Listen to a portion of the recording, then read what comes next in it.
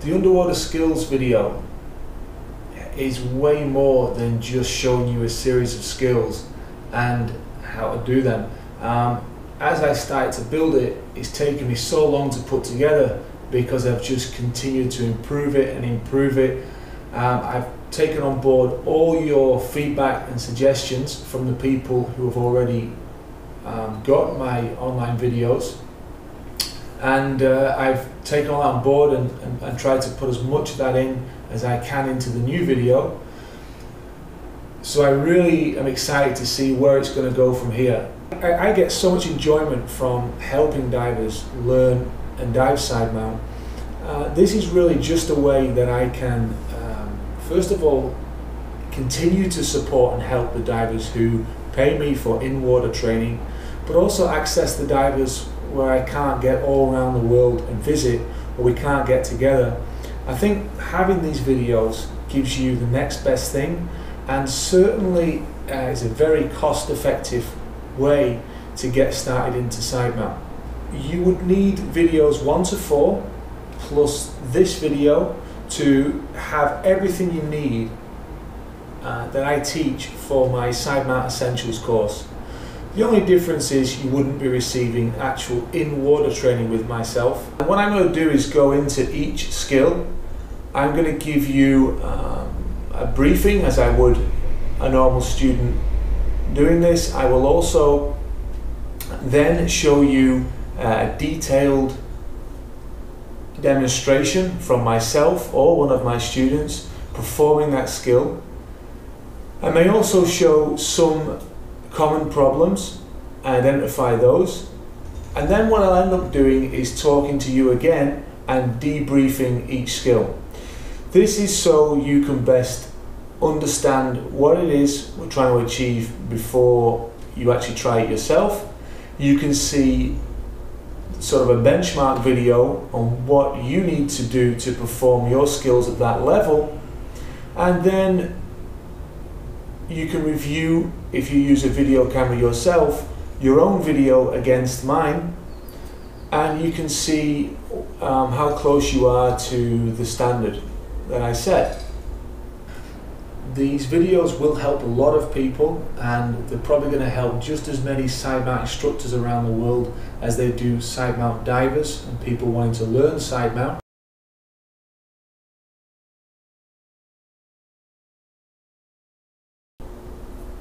Now, learning the correct way to hold and what hand does what. The easy way I tell people to remember this is when dealing with the left cylinder. The left hand does and the right hand assists. So the right hand holds the first stage and the left hand does the work. It turns the valve on, it removes the necklace bungee,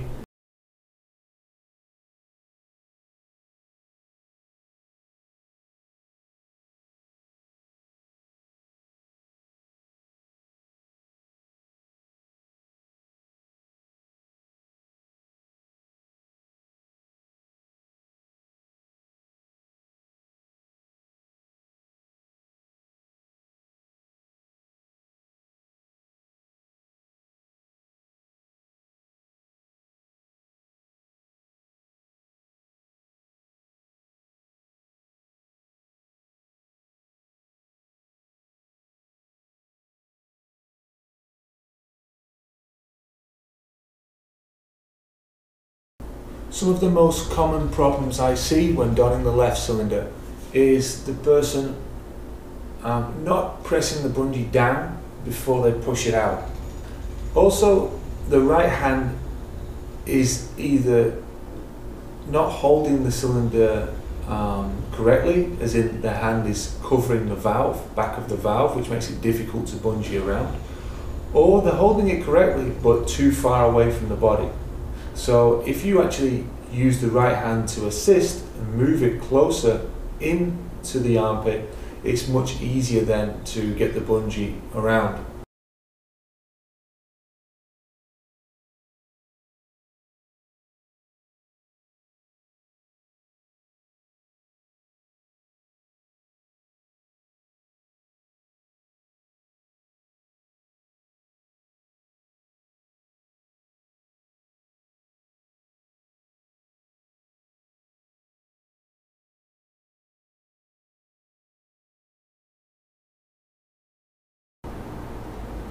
If you are using a dry suit, and also this applies for somebody checking the length of their BCD hose as well, once you have somebody underwater and in front, as you can see in the video clip I've just shown with the person wearing a dry suit, I'm pushing the first stage back into the armpit, and you can see I'm looking to see how much bend there is on the hose.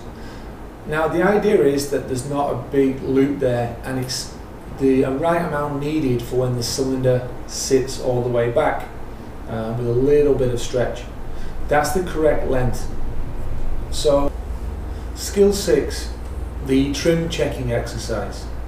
This is really a very useful skill for all divers to become efficient at. It can actually really help you with understanding how comfortable you are underwater.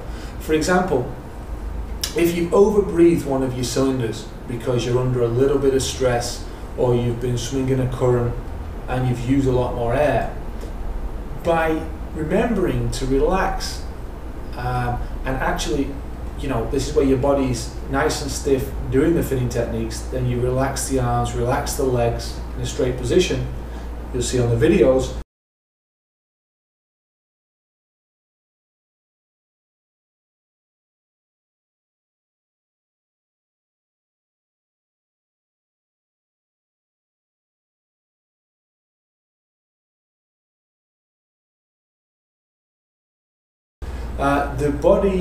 The cylinders then can have an effect.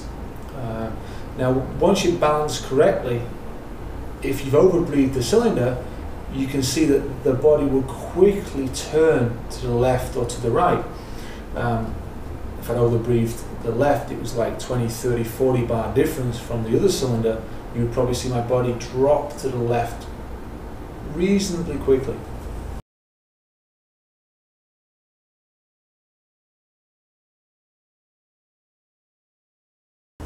And then that tells me, alerts me to look at the pressure gauge and actually be more aware of my gas consumption. And maybe it's just the fact that I need to make regular switches more often.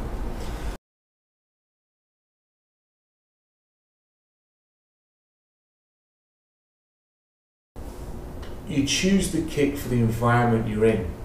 Now, if I'm swimming down a gangway inside a wreck and it's quite narrow, maybe if I use the frog kick, it's going to hit either side of the wall.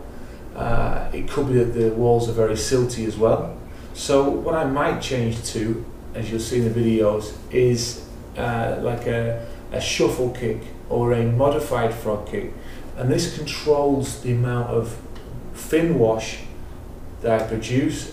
Obviously my speed is slower, but I'm able to move through, making the least amount of impact on the environment.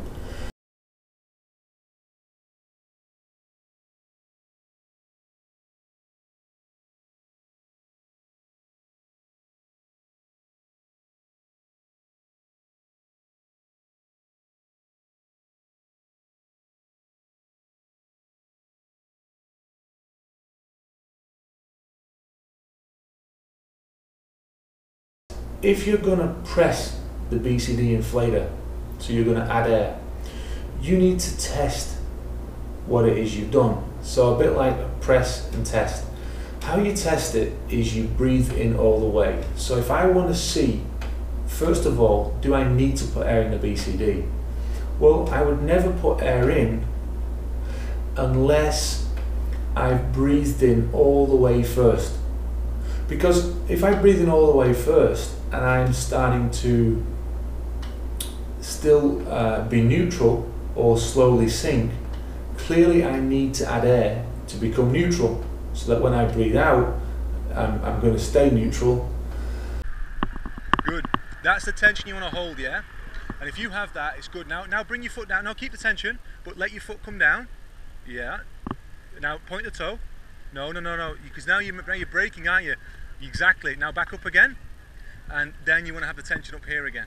Yeah, you do. That's good. Same with this one. Yeah. Point. Back up. Stiffen the foot. Good. Yeah, nice. All right. No, that's not good. Yeah, that's relaxed. So tension, come on, wrong way. Look, the foot's in the air. Yeah, exactly, get it there. Okay, and down. Down, down, down, point the toe. Okay, keep going. Think about the end of the kick. You don't want your fins to touch the ground. Yeah, very nice. Okay, good. Keep them, that's it. Keep them more pointed. At the end, point, point, point. Nice. Okay, good. Make sure when you're doing this, you are, go on, keep going, keep going. You're tensioning here, you're looking ahead, where you want to go.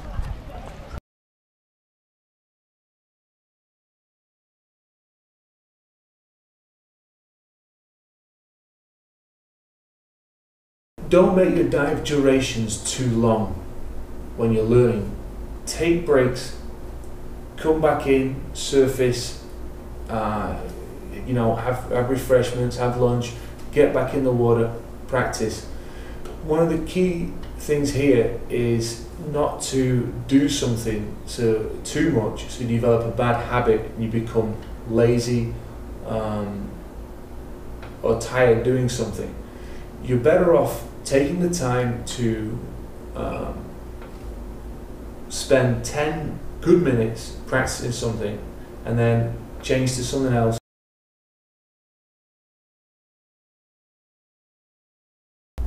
With the back kick, there is some great teaching progressions that you can use, and this is be able to use the bottom contact with just lightly touching your hands and your fin tips. You breathe in to move off the ground, then you can use the back kick and drift back as you learn, then make light contact again, reset yourself, hold the trim, try again.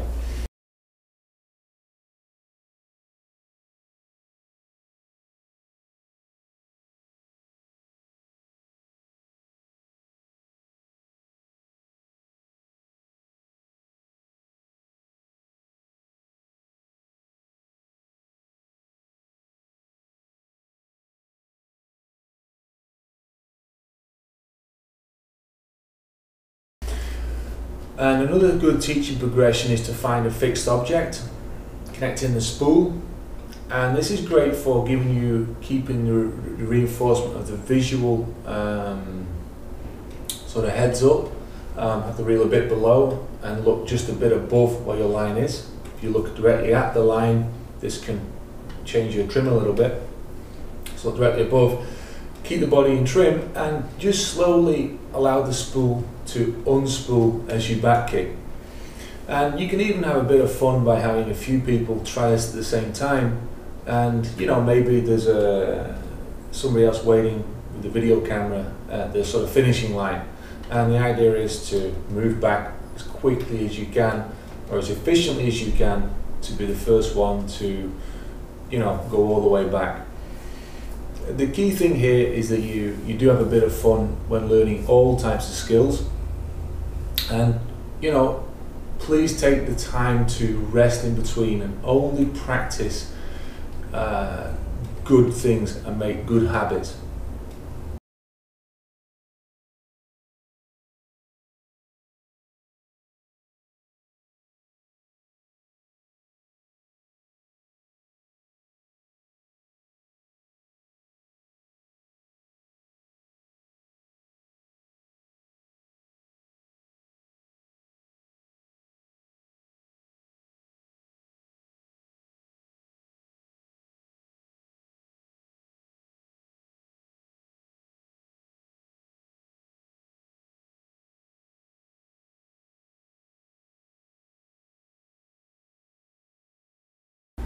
Learning the correct technique for holding is very important as well, and you'll see in the videos I show that, and I actually show me shaking as well, but the gate stays open.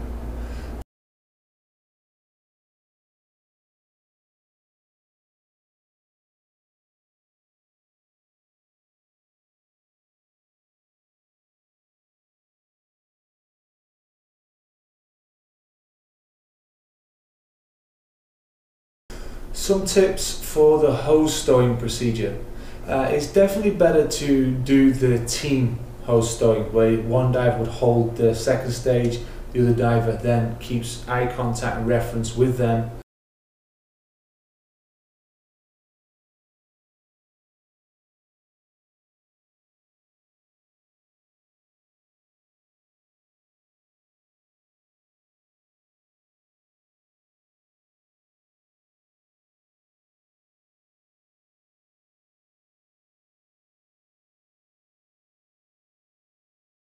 which we teach during a cave course. And I've told diver 2 with a tap on the head, or sorry, a tap on the mask, that in 20 seconds his air runs out.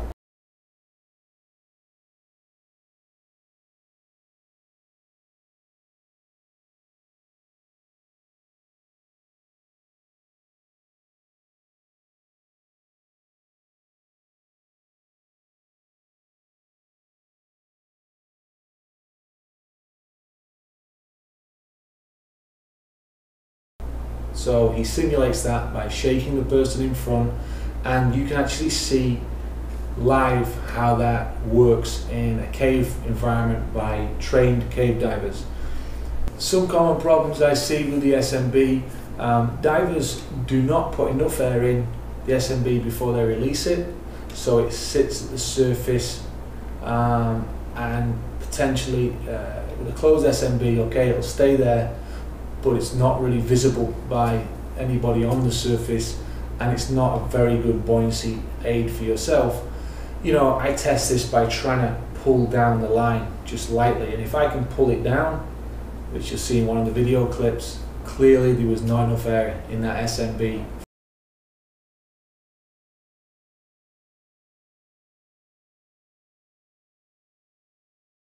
Obviously, if you get cramp or anything, stop the exercise. Have somebody there watching, able to assist you should you have a problem. And you want to you will get your breathing rate up higher, and you should find that it's probably more than double the your normal sac rate.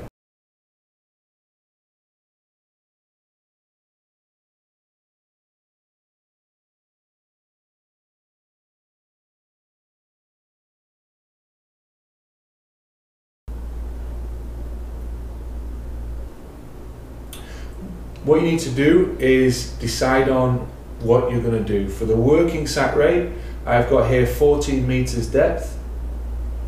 We're going to do it for 10 minutes, and my start pressure once I checked the air was 190 for this example. I think with Sidemount it's very easy in general to do this exercise. You can see a video clip I've put on there with 3 guys actually all rescuing each other, which is pretty funny. But these guys are wearing full Sidemount and technical equipment with a single stage cylinder and have no problem making the lift. And actually I think they do a barrel roll as well, just to show you how easy it is in Sidemount.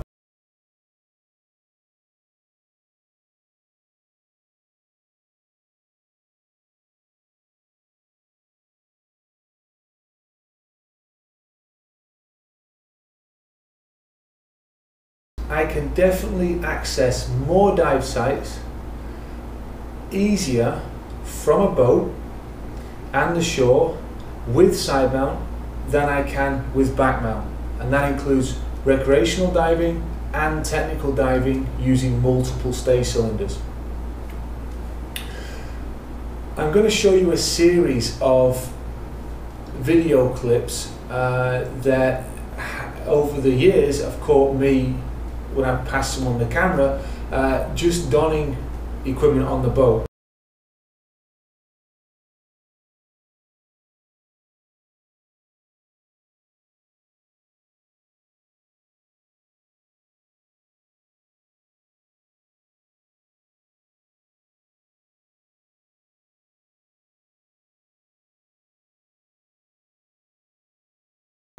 You wait, you still got the regulator in on the left side, so you haven't got an issue with any waves and needing to breathe.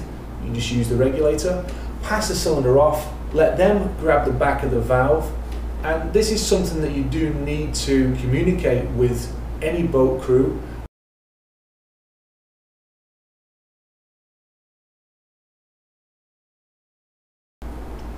But just to expand a little further and to take it even one step better, I'm going to have a good friend of mine now who has done pretty much all levels of training with me. He's taken the Sidemount Essentials course, he's done advanced nitrox decompression procedures, he's done entry-level trimix, and up to full cave diver. So spent a lot of time with myself. All these courses were in Sidemount. this is someone who is highly skilled. His name's Sasha, and I'll have him explain to you what works for him back in the UK. He dives a lot of the mines there. He's actually one of the very few people I know who use a DPV and multi-stage in the UK in the mines. Obviously in the UK you've got very cold water, so you need a thick exposure suit. You use dry gloves a lot of the time. So for cold water diving I use steel tanks. These are 12 litre Faber 232 bars. They rigged as you would expect. I would only say the bolt snap. It's good to have a bolt snap with a bigger eye. So I use 8mm bungees. I think they got more tension on them to take the weight of the tank. And I also use gaiters. They prevent an excessive air coming into your legs.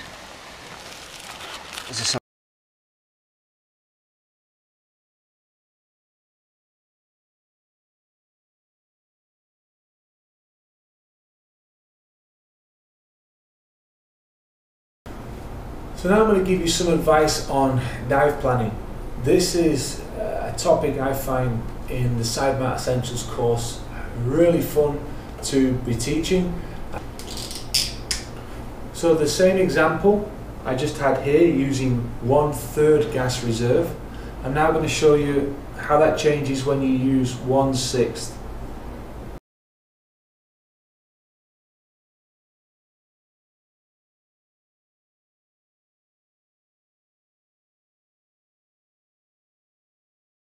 Okay, so with the compasses, obviously you've got a more traditional compass, analog one, or you've got a digital compass. So what I'm going to do now is go through the compass workshop I do as part of the Sidemount Essentials course, and I've got Rach here using the compass. You ever used one before? No. No? Okay, so this is going to be a good test.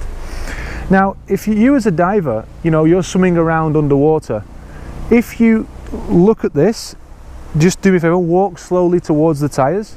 If you keep looking at the compass, are you seeing the underwater world?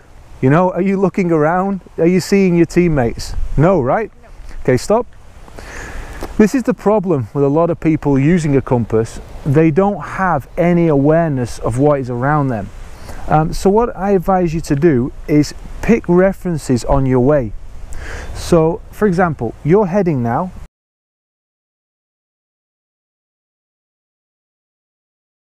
and pulled either side. Okay, now why is that useful? Well, not just from a sizing point of view, until you know what you need to get. If a diver was experiencing a convulsion, it's a way to keep the regulator actually in their mouth. You just simply pull the knot.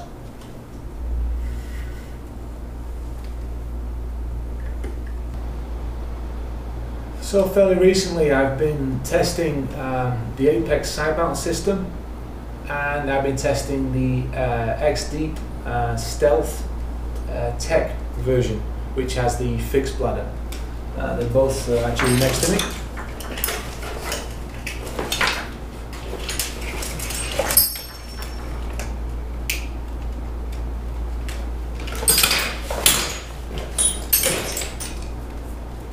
Now what I'm going to do is show you a series of underwater videos and of me using this system, and give you some feedback throughout.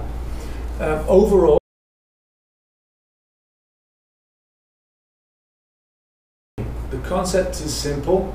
I want you to shoot video just like I have done and shown you, like with particular close-ups, the certain angles. Generally, the more the better. Write down what problems you may be having or what feedback you're looking for, and if you're not sure at all and you just want my advice, then just leave that blank or say that. Upload those video clips yourself to YouTube on your own account. Make the video private. Have my account authorize it, and I'll give detailed steps on how you can do that.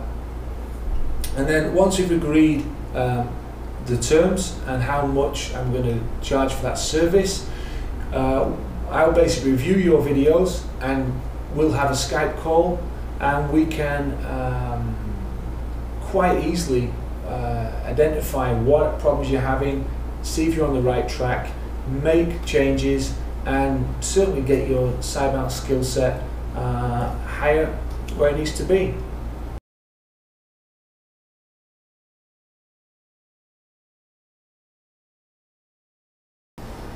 A lot of people are going to ask me what is the best way of using this online video to get better as a side mount diver. So once you've set everything up, then you've got all these skills that you need to practice, right? Well, the skills are sequenced throughout the video, generally simple, moving towards more complex. But what I would say the best thing you can do is review all the skills when you have time, then repeat any of the ones that you're going to practice and review them again. You need to become efficient in the basic skills. So that is general buoyancy, finning techniques, being able to hold stationary, and things like trimming the side mount cylinders, checking your pressure gauge, making regulator switches, using the side mount BCD. These are things you want to practice at the start. So watch those videos. Anytime you want to see the video, just look at my workshop index, which is the PDF document.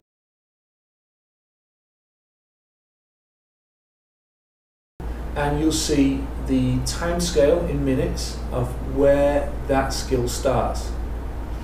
Find the exercise you're interested in, something like valve shutdown. I think that's skill 11 or 12. Then actually jump to that section and just find what minute that starts. Watch that exercise, then pick the next one and the next one, and so on.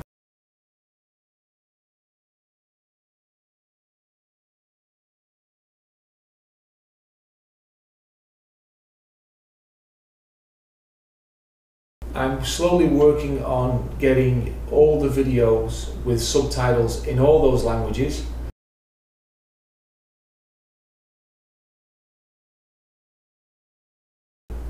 Videos 1 to 5 currently have all English subtitles and another 7 languages. And as soon as the video translators get stuff back to me, I'm adding this to each video as it comes in.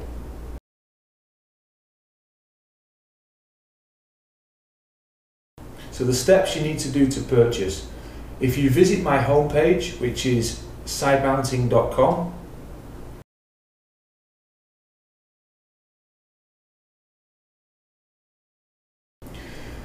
all the details of my online videos, I'm going to keep them on the homepage itself. So you don't need to go looking everywhere for it. Just make sure in your browser you have sidemounting.com and then scroll down that page. I think a lot of people are going to watch this video for a long time. I think to a degree it's timeless, and I'm certainly very glad that it's over in the sense of it's completed, and I'm very excited now for your feedback and to see how much better the side mount divers can become all around the world. I'm just happy to be playing a part in this. So thank you.